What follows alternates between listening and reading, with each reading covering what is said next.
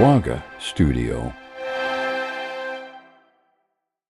This is a video about restoring the ambient temperature display on my 2003 Toyota Yaris.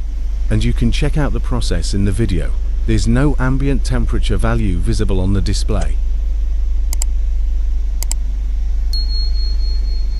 This is the temperature gauge.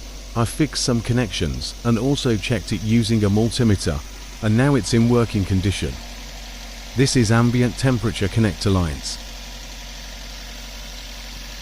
Now I've properly connected my sensor to the car's connection line.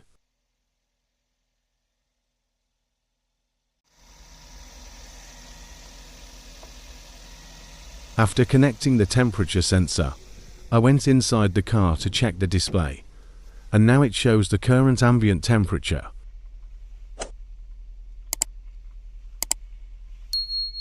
It's working now properly.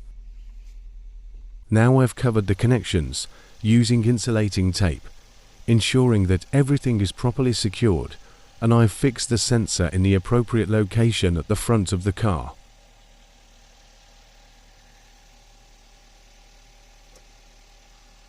If you enjoyed this video, make sure to subscribe, give it a thumbs up, and share it with your friends.